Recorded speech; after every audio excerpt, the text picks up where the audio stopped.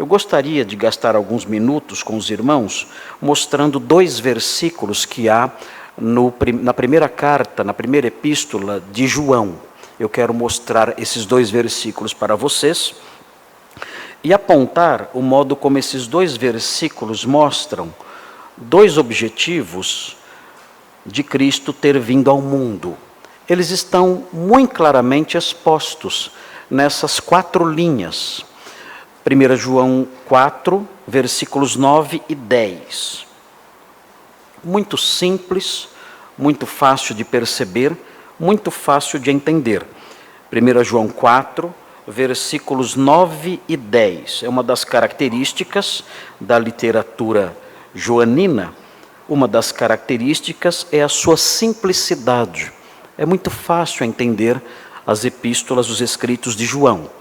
Vamos então ler esses 2 versículos, versículos 9 e 10, porque esses 2 versículos estão relacionados ao Natal, no sentido em que eles mostram os 2 objetivos de Cristo ter vindo ao mundo. Há outros objetivos também, mas esse texto aponta somente 2, ou destaca especialmente 2 objetivos. Veja então o que diz o texto, 1 João 4, versículos 9 e 10. Diz assim: nisto se manifestou o amor de Deus em nós, ou por nós. A preposição aqui pode ser traduzida como por também. Em haver Deus enviado seu Filho unigênito ao mundo, para vivermos por meio dele. Nisto consiste o amor, não em que nós tenhamos amado a Deus, mas em que ele nos amou e enviou o seu Filho como propiciação pelos nossos pecados. Nós temos aqui então muito facilmente a exposição ou a menção de 2 objetivos de Cristo ter vindo ao mundo. O primeiro objetivo, os irmãos encontram no versículo 9. No finalzinho do versículo 9, os irmãos encontram o primeiro objetivo pelo qual Cristo veio ao mundo. O texto diz, para vivermos por meio dele. Essa é a explicação ou o enunciado de João, o primeiro enunciado de João, aqui nesse trechinho, acerca do objetivo pelo qual Cristo veio ao mundo, para vivermos por meio dele. E o segundo objetivo, os irmãos encontram no finalzinho do versículo 10, que diz, ele enviou o seu Filho como propiciação pelos nossos pecados. Então, o segundo objetivo de Cristo ter vindo ao mundo, de acordo com esse pequeno trecho da primeira carta de João, é fazer propiciação pelos nossos pecados. Esses são os 2 objetivos claramente, facilmente detectados no texto que está diante de nós. Eu não tenho tempo para explicar esses 2 objetivos nos minutos que eu tenho aqui agora, de que eu disponho agora. Não dá tempo de eu explicar esses 2 objetivos para vocês hoje aqui. Eu vou explicar o primeiro objetivo hoje, o versículo 9 eu vou explicar para vocês, nos poucos minutos que ainda temos aí pela frente. Depois da exposição ainda vamos cantar um hino e teremos os avisos, então eu tenho que ser muito rápido aqui hoje, para explicar esse versículo para os irmãos. E no dia 24, à noite, nós teremos o nosso culto de Natal no dia 24 à noite, um outro culto de Natal, o nosso tradicional culto do dia 24, nós teremos, e neste culto então do dia 24, nesse culto do dia 24, eu vou explicar o versículo 10. Então é um sermão dividido em 2 partes. Os irmãos estão acostumados com isso, porque eu prego sermões em 5, 6, 7 partes. Então os irmãos já estão acostumados com isso, não vão estranhar isso agora. Então a primeira parte do sermão eu vou explicar hoje, versículo 9. A segunda parte eu explico na quarta-feira que vem. A primeira parte, Cristo veio a este mundo para vivermos por meio dele. versículo 9. A segunda parte, Cristo veio a este mundo para fazer propiciação pelos nossos pecados, versículo 10. Vamos então olhar para o versículo 9 e vamos ver os detalhes que são importantes no que diz respeito a esse tema, o tema de Natal. O texto diz assim: nisto se manifestou o amor de Deus em nós, ou, como eu disse na leitura, por nós. E aqui então, João fará um enunciado importante, uma das provas do amor de Deus por nós. Nós temos aqui uma espécie de reflexo de João 3,16. É muito importante, é muito interessante observar a semelhança desse texto com João 3,16, que era chamado, nos meus tempos de garoto, de criança, era chamado de o texto áureo da Bíblia, ou o versículo dourado da Bíblia, que diz, como todos sabem, porque Deus amou o mundo de tal maneira que deu o seu Filho unigênito, para que todo aquele que nele crê não pereça, mas tenha a vida eterna.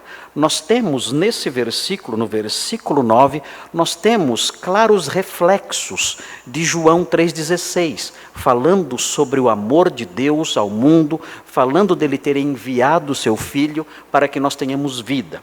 Tudo isso está presente em João 3,16 e está presente no versículo 9. Agora, observem com atenção o que vem a seguir. Nisto se manifestou o amor de Deus em nós, em haver Deus enviado o seu Filho. Observem com atenção essa palavrinha, a palavrinha enviado, o verbo presente aqui, o verbo apostelo, que está aqui numa outra forma, é claro, o verbo é flexionado, mas esse verbo, o verbo apostelo, significa enviar alguém com uma missão. Esse é o sentido do verbo apostelo. Existem outros verbos na Bíblia que têm o sentido de enviar, ou no grego koiné, em que a Bíblia, como os irmãos sabem, o Novo Testamento foi escrito. Mas o verbo apostelo tem um sentido específico, é enviar alguém com uma missão. É daí que nós temos a palavra apóstolo.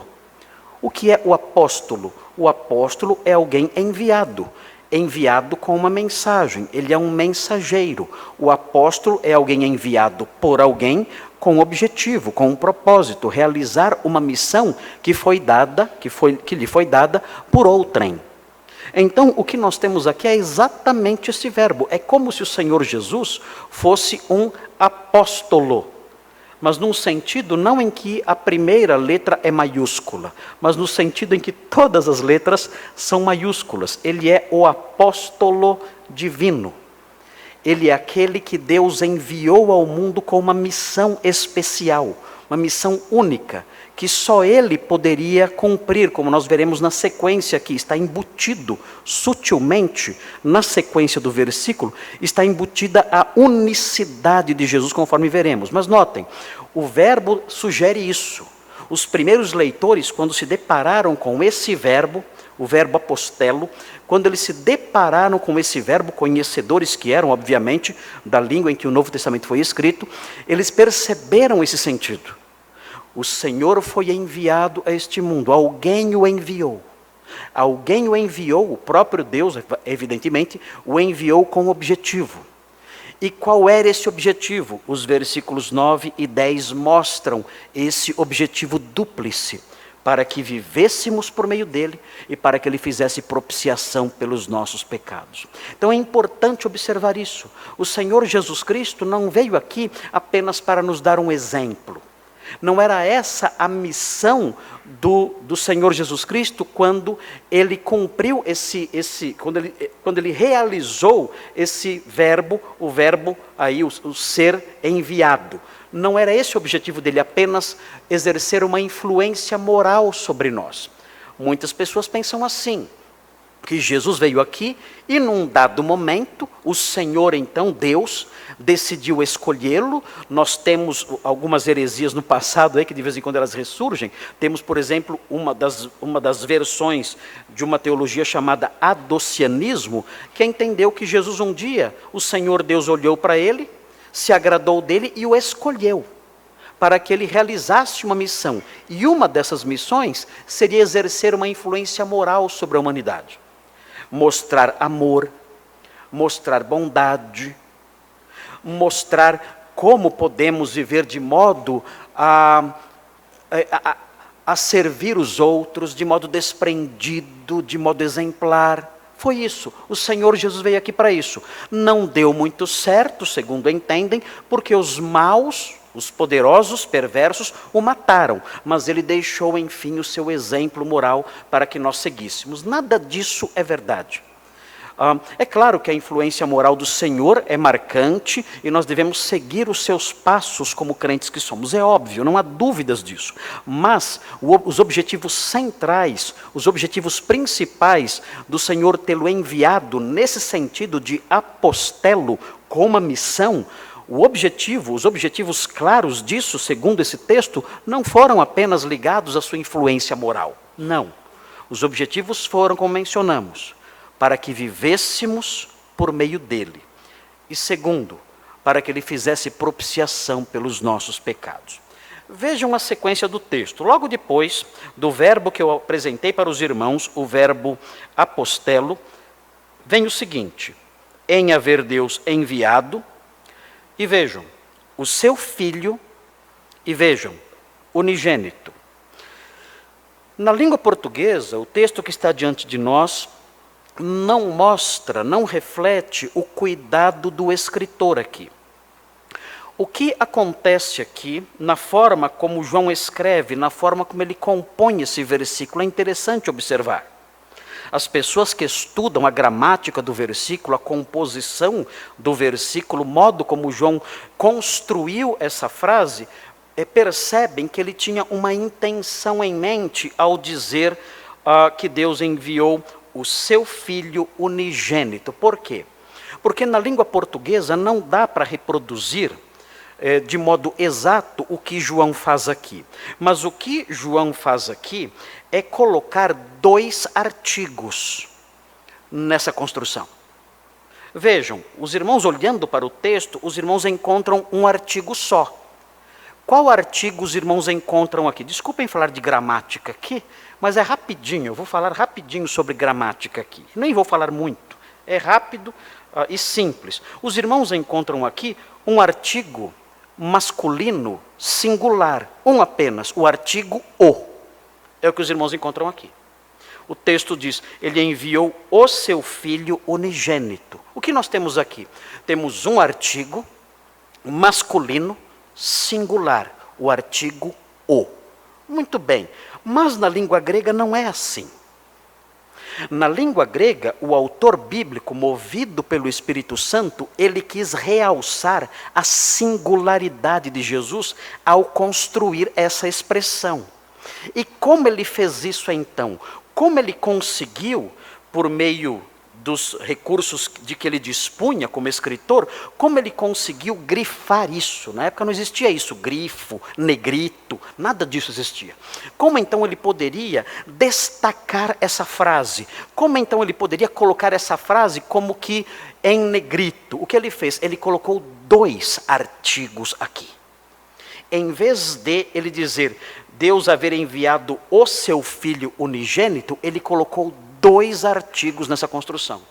A frase, se nós fôssemos traduzi-la de modo mais próximo da forma como ela foi construída, ficaria assim: em Deus haver enviado o seu Filho, o seu unigênito. Seria assim, mais ou menos, a tradução para respeitar o objetivo de João de enfatizar essa frase. Ele quer enfatizar essa frase. Deus enviou o seu Filho, o seu unigênito. E além de enfatizar essa frase no versículo, ele está realçando também a singularidade desse personagem. É um personagem sem igual. É um personagem ímpar. É um personagem que nós não encontramos ninguém semelhante a ele. Ele é o Filho de Deus, ele é o unigênito. E isso é importante porque isso tem tudo a ver com o verbo que foi enunciado antes. Deus o enviou com uma missão, e essa missão era uma missão especialíssima, santíssima, singularíssima, de modo que somente alguém especialíssimo, santíssimo, singularíssimo, poderia realizar essa missão. Eu não poderia realizá-la. Nenhum dos grandes homens de Deus do passado poderia realizá-la. Os grandes profetas da antiguidade, os grandes personagens do Antigo Testamento, os apóstolos todos, ou mesmo os anjos que aparecem, que são mencionados nas páginas das Sagradas Escrituras, nenhum deles poderia realizar essa missão. Somente alguém, somente uma pessoa singular, santíssima, única, somente o seu Filho, o unigênito. Somente o seu Filho, somente o seu unigênito. E nós sabemos que o Senhor Jesus Cristo realmente foi alguém singular. Não houve ninguém semelhante a Ele. É muito triste. Nós ouvimos no meio evangélico hoje, existe, os irmãos já ouviram falar aqui deste púlpito, inclusive eu já mencionei isso. No meio evangélico existe a divulgação, a propagação de uma teologia danosa, diabólica, chamada teologia do processo. Essa teologia eu já expliquei para os irmãos alguns pontos dela aqui. E os irmãos já aprenderam alguns detalhes dessa teologia que é disseminada por aí afora. Mas é uma teologia em que os pastores que a disseminam, eles não se apresentam como teólogos do processo. Eles se apresentam como teólogos normais. Mas quando eles abrem a boca, ou quando escrevem alguma coisa, nós percebemos que eles são teólogos do processo. E estão destruindo o evangelho, estão destruindo igrejas e, consequentemente, destruindo vidas. Quando nós olhamos para a teologia do processo, ela afirma que Jesus Cristo é um ente especial, sim, mas ele não é singular. Há outros personagens na história que são semelhantes a ele, que são idênticos até a ele. Nós, quando estudamos a teologia bíblica, quando estudamos a cristologia, o ramo da teologia que focaliza a pessoa de Jesus de Nazaré, nós aprendemos algo acerca dele que está resumido num versículo que os irmãos devem grifar na Bíblia. E esse versículo que resume um aspecto fundamental da cristologia bíblica é Romanos 9,5. Esse versículo, Romanos 9,5, abram rapidinho nesse versículo, porque os irmãos devem grifá-lo em sua Bíblia. Esse versículo resume um dos aspectos da cristologia que mostram a singularidade de Jesus. Vejam por que Jesus é singular, não há ninguém semelhante a ele. Vejam o que diz o texto, Romanos 9,5. O texto fala assim, Romanos 9,5, diz assim: deles, ou seja, dos judeus, são os patriarcas, e também deles descende o Cristo. É aqui que começa o conteúdo cristológico desse versículo. O texto diz, deles descende o Cristo segundo a carne, diz o texto. Ou seja, esse texto está dizendo que Jesus tem uma humanidade real. Ele é um judeu. Ele descende dos judeus. Ele tem uma ascendência judaica. E o texto fala, segundo a carne. Ou seja, ele é um ser humano de carne e ossos, como nós somos. E tem uma ascendência humana. Ele é de uma raça, por assim dizer. Ele é de uma etnia, por assim dizer. Ele é um judeu, um homem, verdadeiramente homem, plenamente homem, 100% humano. Mas vejam a sequência do versículo. O texto diz, deles descende o Cristo, segundo a carne, o qual é sobre todos, e vejam, Deus bendito para todo o sempre. Amém. O versículo não diz que ele apenas é um homem com uma ascendência judaica, com uma etnia humana, alguém que veio ao mundo segundo a carne, mas diz também que ele é divino. Diz que ele é o Deus bendito, que é sobre todos, o Deus bendito para todo sempre. Vejam por que o Senhor Jesus é uma figura singularíssima. Ninguém é assim. Nós somos humanos, mas não somos divinos. Somos divinos? Não. Nós somos plenamente humanos, mas só Ele é plenamente humano, livre do pecado, conforme aprendemos nas Escrituras. Ele é em tudo semelhante a nós, excetuando o pecado. Ele é plenamente humano e só não se assemelha a nós no que diz respeito ao pecado. Nós somos pecadores, ele não. E ele é plenamente divino. Nisso consiste a sua singularidade. A teologia do processo diz assim, olha, Jesus é 100% humano no sentido de que ele é humanitário. Ele foi 100% humanitário. Ele ajudou as pessoas. Então ele foi um ser humano perfeito porque ele foi humanitário. E ele é 100% divino no sentido em que ele encarna o ideal de Deus para nós, ajudando as pessoas, socorrendo os pobres, pregando o amor. Então ele se divinizou ao fazer essas coisas. E todos nós podemos nos igualar a ele. Os teólogos do processo dizem, por exemplo, que Buda era divino e humano. Porque ele também era um homem humanitário e um homem que cumpriu o ideal de Deus de pregar o amor. Quem mais? Mahatma Gandhi. Mahatma Gandhi também era divino e humano. Ou seja, Jesus é divino e humano num sentido que não é o sentido que a Bíblia ensina. E ele não é singular, ele não é único nisso. Outros personagens que há por aí também são divinos e humanos. É claro que essa teologia nega o Evangelho, é uma teologia profana, diabólica, nenhum crente aceita isso. Nós entendemos que existe uma singularidade especial em Jesus e em 1 João 4,9, João quer destacar isso. Ele é o Filho de Deus, o unigênito. Não há ninguém semelhante a ele. Ninguém. Ele veio a este mundo como um personagem singular, santíssimo, para realizar algo que só ele poderia realizar, uma missão singular e santíssima. E que missão era essa? Já enunciamos. Ele veio a este mundo, e o texto diz, para vivermos por meio dele. E aí termina o versículo. Mas o que significa isso? Quais são as implicações disso? Quando ele diz, para vivermos por meio dele, qual é o sentido dessa frase? Bem, essa frase traz uma verdade implícita.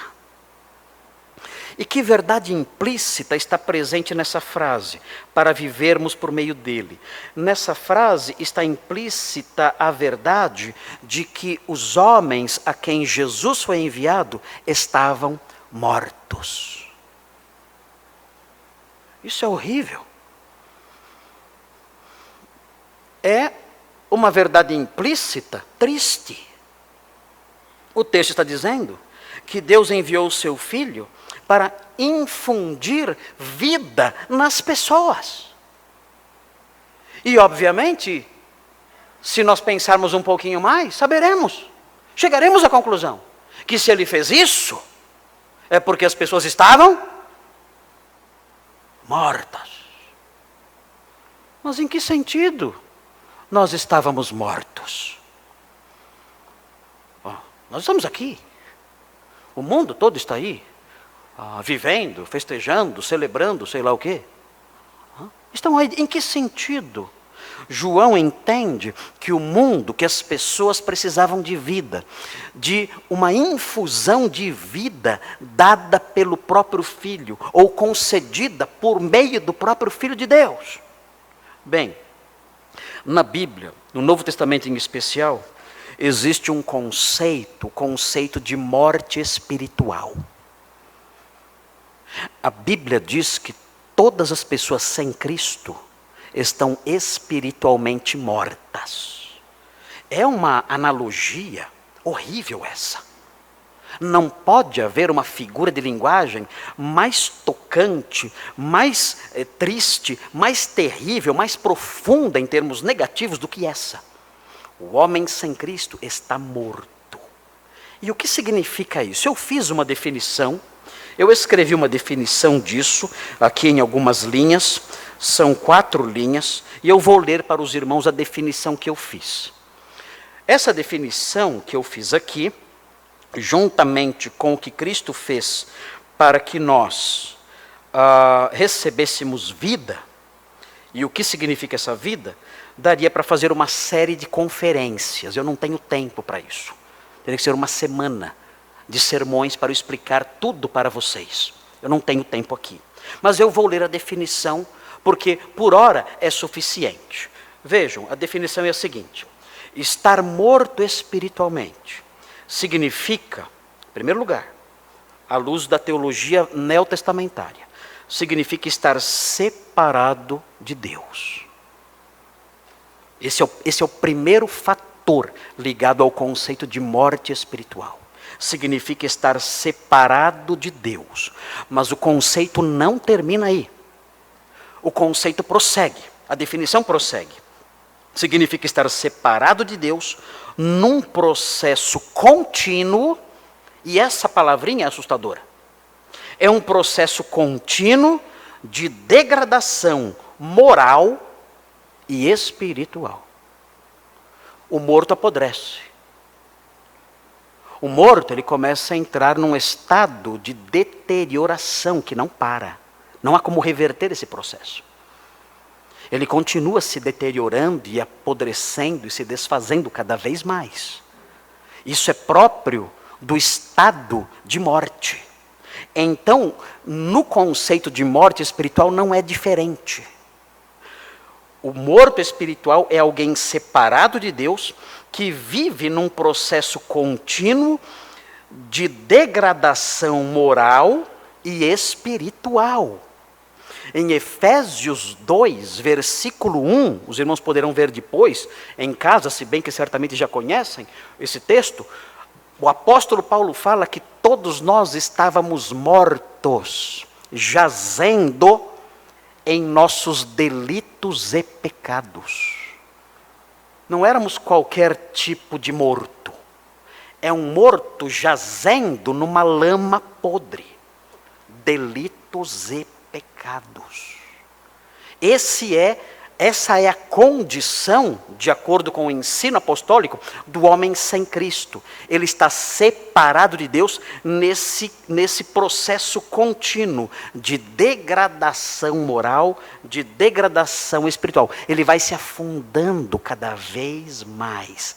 Continue o ímpio na sua impiedade. Ele vai se afundando, se afundando, se afundando cada vez mais. Você conhece a pessoa hoje. Ela tem certos hábitos que assustam você. Você fica sem vê-la por 1 ou 2 anos. Quando você a encontra, ela piorou. Ela está pior. Você, meu Deus, ela não falava desse jeito antes. Agora fala. Ela não tinha esses hábitos antes. Agora tem. Era um moço diferente. Agora se afundou mais. Ele não fazia essas coisas, não dizia essas coisas, não andava com essas pessoas, não frequentava esses lugares, não realizava essas práticas. Agora ele faz tudo isso. O que está acontecendo? Simples, não se assuste. É um cadáver. Ele está apodrecendo. É o processo natural. Ele está apodrecendo mais e mais. E a definição prossegue. Além de estar num processo contínuo de degradação moral e espiritual, ele não tem qualquer sensibilidade em face disso. Ele não se assusta com isso. Ele não se incomoda com isso. Para ele isso é normal. O morto não tem sensibilidade. Se você gritar no ouvido dele, ele não se assusta. Já gritou no ouvido de um morto, num caixão? O que ele fez? Nada. Você beliscá-lo? Nada. Tentar acordá-lo, chacoalhá-lo? Nada. Ele não reage. Não façam isso, por favor. Não façam isso. Mas o morto, ele é totalmente insensível. Ele não reage. O texto de 1 de Pedro 4,4 diz Anotem esse texto, leiam em casa depois, 1 de Pedro 4,4. Esse texto afirma que os incrédulos, eles estranham que nós não concorramos. Eu gostaria muito de pregar nesse versículo hoje, de gastar 1 hora nesse versículo, 1 de Pedro 4,4. Tem muita coisa ali. Mas o texto diz, grosso modo, rapidinho, explicando rapidinho, o texto diz que eles estranham, os incrédulos estranham que nós não concorramos, que não corramos com eles na direção dos mesmos excessos de devassidão. Eles estranham. Eles praticam coisas horríveis, excessos horríveis. Eles não têm equilíbrio em nada. Eles vivem como seres selvagens. Eles fazem coisas terríveis. E eles estranham que nós não fazemos as mesmas coisas ao lado deles, junto com eles, como seus companheiros. Eles estranham. Por quê? Eles perderam a sensibilidade. Aquilo que nós achamos horrível, eles não acham horrível. Nós olhamos certos atos e nós, se pudéssemos atribuir algum cheiro a esses atos, nós sentiríamos o cheiro desses atos e viraríamos o rosto. Que atos nojentos, que atos mal cheirosos, que atos horríveis. Nós contorcemos o rosto quando vemos essas coisas. Eles não, eles são mortos. Eles não sentem o mau cheiro. Eles não contorcem o rosto. Os mortos não fazem isso. Esse é o morto espiritual. Ele está ali jazendo em delitos e pecados, apodrecendo a cada dia. E ele não se importa. Não se importa, ele ri dessas coisas. Ele não se importa. O que é curioso notar, existe uma diferença no morto espiritual. O morto espiritual, ele sente alguma coisa. O que ele sente é uma angústia contínua, que ele não consegue explicar de onde vem. Isso ele sente.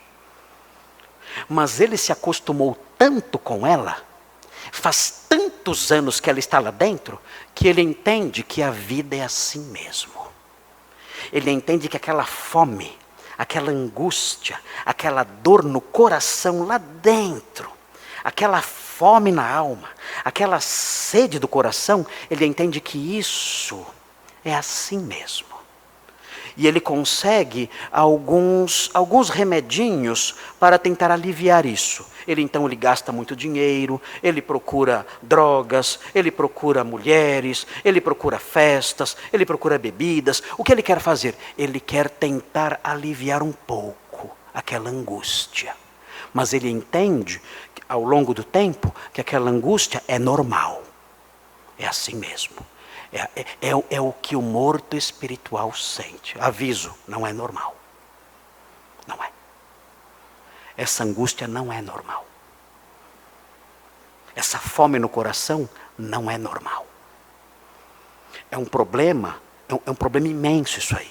É um sinal de que falta Cristo em sua vida. Que você não tem a vida que Ele dá. Ele veio para que vivêssemos por meio dele. Bem, essa é a minha definição aqui do morto espiritual. O texto diz que Deus enviou seu Filho ao mundo para vivermos por meio dele. O que significa isso? Significa que aquele que crê em Cristo experimenta uma vida diferente dessa. Aquele que crê em Cristo, ele não vive mais separado de Deus. A Bíblia diz que quando cremos em Cristo, nós passamos a ter paz com Deus. A Bíblia diz em 2 Coríntios 5,18, que nós fomos reconciliados com Deus por meio de Cristo. Não estamos mais separados dele, nos deu vida. Éramos mortos, separados, não estamos mais. Agora fomos reconciliados por Deus. A Bíblia diz em 2 Coríntios 3,18, os irmãos lerão depois em casa. A Bíblia diz que quando nós cremos em Cristo, o Senhor reverte o processo de apodrecimento. E nós vamos sendo transformados de glória em glória à sua própria imagem, como pelo Senhor, que é o Espírito Santo. Ele vai nos transformando de glória em glória. Eu não vou mais apodrecendo, pelo contrário. Eu vou crescendo na semelhança de Cristo. É a vida que Ele me dá. Ele vai revertendo esse processo de apodrecimento. A Bíblia fala que a insensibilidade que nós tínhamos antes, quando éramos mortos, isso desaparece. A Bíblia diz em Romanos 6,17 que nós obedecemos de coração a forma de doutrina a que fomos entregues. Nós passamos a ser sensíveis à palavra de Deus. Ela fala ao nosso coração, ela entra em nós e frutifica. Nós nos tornamos sensíveis, deixamos de ser insensíveis. E aquela angústia que eu mencionei, aquilo desaparece. Jesus disse, aquele que crê em mim, nunca mais terá fome. E aquele que vem a mim, nunca mais terá sede. Vida. Ele veio para que tivéssemos vida. Você está vivo ou morto? Responda. Meu Deus. Meu Deus. Não fuja dessa pergunta. Não fuja. Responda. Você não pode mentir para si mesmo e muito menos para Deus. Responda com sinceridade. Você está vivo ou morto? Você está separado de Deus, apodrecendo a cada dia nos seus delitos e pecados? Insensível em face dessas coisas horríveis? E nutrindo aquela angústia antiga, já fossilizada, ali no seu coração? É isso? Eu descrevi você? Eu descrevi você? Se eu descrevi você, você está morto. Meu Deus, que horrível estado o seu. Mas eu tenho boas novas. Eu tenho um Evangelho, as boas novas. E essas boas novas dizem que Deus enviou seu Filho para vivermos por meio dele. Se você crer nele, você terá vida plena. Ele disse, eu vim para que tenham vida, e vida em abundância. Ele transformará você e lhe dará essa vida. E ele fará com que você se reconcilie com Deus e tenha paz com Ele. E fará com que esse processo de deterioração pare e volte atrás. E vai começar a transformar você, criando o caráter de Cristo em você. Ele fará com que o seu coração se torne sensível à palavra dele, não mais insensível, não mais ouvidos surdos, não, mas um coração, ouvidos sensíveis à sua voz. E ele lhe dará comida e bebida para sempre. Você está vivo ou morto? Estamos celebrando o Natal. Lembre-se do porquê o Senhor veio aqui. E se você está morto, implore do meio da sua vida sepulcral, implore dizendo, Senhor, eu estou cansado deste cemitério. Eu estou cansado dessa sepultura. Socorro, salva-me. Eu quero que o versículo 9 de 1 João 4 se realize em mim.